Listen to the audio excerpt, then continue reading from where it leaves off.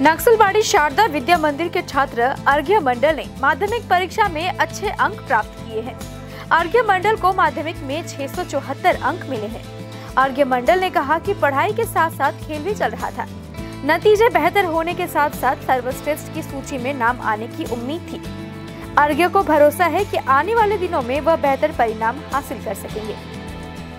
হ্যাঁ, অবশ্যই আশা করেছিলাম, মানে এর থেকে একটু বেশি আশা করেছিলাম। সেই ক্ষেত্রে দুটো বিষয় একটু নাম্বারটা কেটেছে।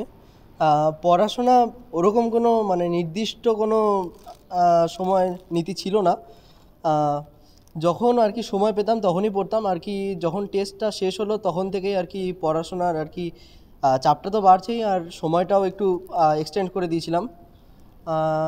এমনি মানে সব মিলিয়ে মিশে আর কি একটা সময় আর কি ঠিক করে নিয়েছিলাম যে এত ঘন্টা তো পড়তেই হবে। আর তাছাড়া সময় পেলে আমি অবশ্যই পড়তাম। খেলাটাকেও অবশ্য বাদ দিইনি।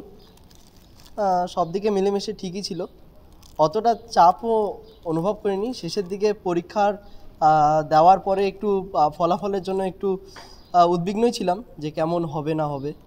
হ্যাঁ, এটা তো অবশ্যই, মানে সবার একটা ইচ্ছা থাকে মাধ্যমিকে যে তার র্যাঙ্ক আসবে, তার কাছে এটা একটা বড় প্রাপ্তি। হ্যাঁ, পড়াশোনা ছাড়া আমি খেলতে খুব ভালোবাসি।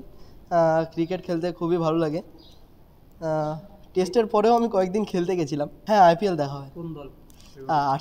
আরসিবি। মানে বিশেষত আমি বিরাট কোহলি খুব সাপোর্টার। মানে তার যে ইন্টেন্স প্রকৃতির খেলা, তার যে অ্যাগ্রেশন, তার যে জেদ, সেটা খুবই আর কি আমার কাছে ভালো লাগে। তার জন্য আর কি আগামী দিনে এখন মানে আইআইটির জন্যই আর কি স্বপ্ন দেখছি। তো আইআইটিয়ান হতে চাই, তারপর কলেজ, তারপর দেখি। আমি ওরকম বলতে চাই না, কারণ আমার নিজস্ব একটা পড়াশোনার পদ্ধতি আছে। তো তারা তো তাদের মতো পড়তে পারে। এবার তারা যেভাবে পড়লে তাদের ভালো হয়, তারা সেভাবেই পড়লে ভালো হয় আশা করি। হ্যাঁ, আমি মানে যেরকম মাঝে মাঝে আর কি স্টিকি নোট ব্যবহার করতাম, যে আমি টেস্ট পেপারে যত শর্ট কোশ্চেন পেয়েছি সব এক খাতায় তো লিখে রাখতামই। আর তার সাথে যে এমনি সাজেশনের যে বইগুলো সেগুলো ফলো করতাম। আমি ভাবতাম যে সেগুলো অতটা কাজের না, কিন্তু কিছু কিছু কোশ্চেন আছে যেগুলো মানে পাঠ্য বইয়ে পাওয়া সম্ভব নয়। অনেক পাঠ্য বইয়ে ফলো করেছি, সেই ক্ষেত্রে অনেক বই ফলো করলেই ভালো। হ্যাঁ, স্মার্টফোন টেস্ট পেপারে অনেক কোশ্চেন আছে যেগুলো বইয়ে আমি কখনো পাইনি, সেগুলোর ক্ষেত্রে স্মার্টফोन অনেকটাই কাজে দিয়েছে। अर्घ्य के पिता और माता दोनों शिक्षक हैं। वे अपने बेटे के रिजल्ट से काफी खुश है। অত্যন্ত খুশি, কৃতজ্ঞতা জ্ঞাপন করছি এই বিদ্যালয়ের যিনি প্রধান শিক্ষক, প্রধান আচার্য সুজিত দাস মহাশয়। তার কাছে আমরা সারা জীবন কৃতজ্ঞ থাকব। ছেলের এই ভালো রেজাল্ট করার জন্য, মানে উনি হাতে ধরে যেভাবে তৈরি করলেন ছেলেটাকে, সত্যিই খুব আজকে আনন্দের আমার চোখের জল নেমে আসছে। উইদাউট নোটিস আমাদের বাড়ি চলে যেতেন।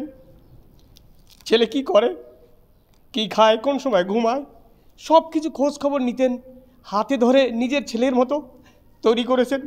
সমস্ত ছেলে মেয়েদের প্রতি ওনার যে অবদান, সেটা সত্যি স্মরণ করার যোগ্য।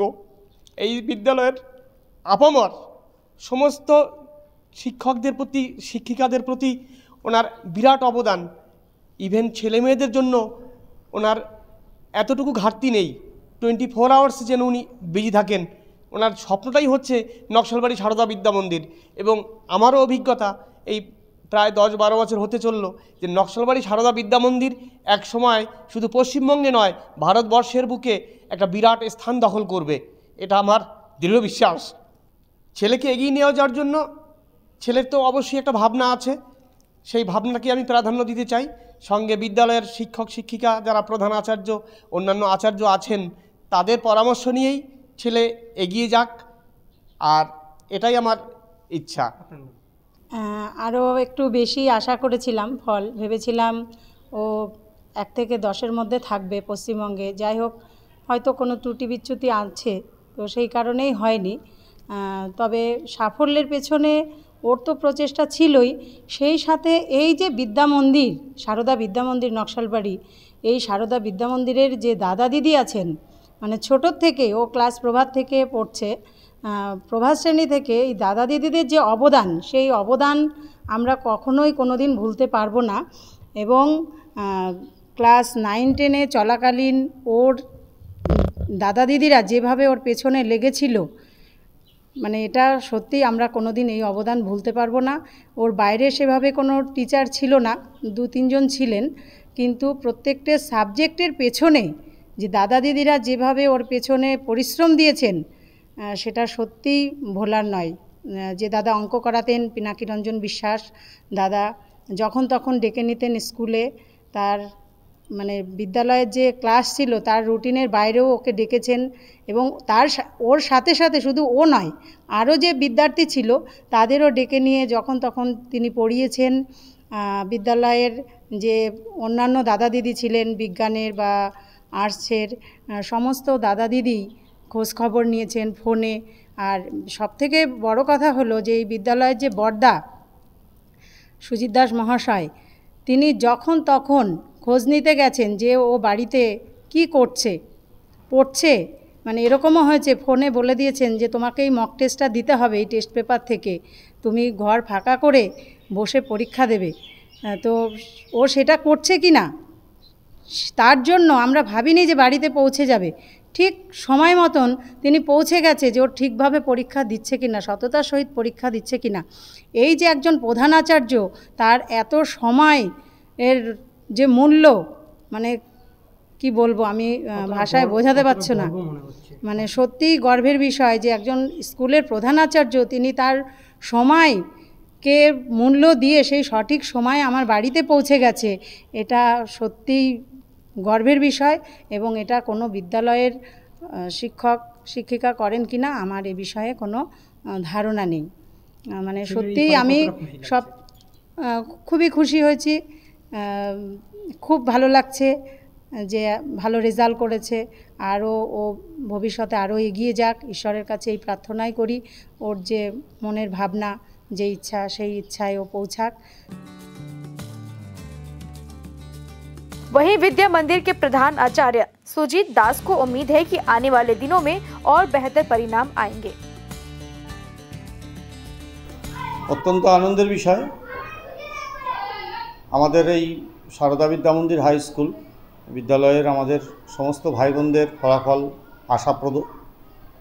আমাদের ভাই শ্রীমান অর্ঘ্য মণ্ডল জেলায় সম্ভাব্য দ্বিতীয় স্থান লাভ করেছে, তার প্রাপ্ত নম্বর 674, খুব ভালো হয়েছে। আশা ছিল পশ্চিমবঙ্গে 1 থেকে 10-এর মধ্যে ভাই অর্ঘ্য স্থান লাভ করবে। লাইফ সায়েন্স এবং বেঙ্গলি এই দুটো বিষয়ে তার একটু নম্বর কম হয়েছে, পরবর্তীকালে আমরা রিভিউ করব, সেই অনুসারে হয়তো কিছু পরিবর্তন হতে পারে পরে। বর্তমানে তার জীবন খুব সুন্দর হোক, ভবিষ্যতে সে আরও উচ্চ স্থান লাভ করুক, এটাই আশা করি। ফলাফল ভালো হয়েছে, আমরা আগামী দিনে আরও চেষ্টা করব যাতে আমাদের বিদ্যালয়ের মান উন্নয়ন আরও উচ্চ শিখরে নিয়ে যেতে পারি, সেই চেষ্টা আমরা করব। বর্তমানে আমাদের 10ম শ্রেণী পর্যন্তই আছে। আগামী শিক্ষাবর্ষে আমরা 2025 শিক্ষাবর্ষে সম্ভাব্য আমরা একাদশ শ্রেণী শুরু করতে যাচ্ছি। আমাদের আবেদন হয়ে গেছে, পশ্চিমবঙ্গ শিক্ষা দপ্তরের যে উচ্চশিক্ষা দপ্তর, সেখান থেকে নিশ্চিতভাবে আমরা আর যেটাকে বলে এনওসি, নো অবজেকশন, সেটা পেয়ে যাব। আশা করি আগামী 2025 শিক্ষাবর্ষ থেকে আমরা একাদশ শ্রেণী চালু করতে পারব। আমাদের যে দৃষ্টিভঙ্গি, সেখানে প্রত্যেক বিদ্যার্থীর পেছনে আমাদের একটা পরিশ্রম কাজ করে। আচার্য যারা রয়েছে তারা নিরলসভাবে একটা প্রচেষ্টা সবসময় করতে থাকে, আর এই প্রচেষ্টারই চাবিকাঠি মনে করি এই সফলতা।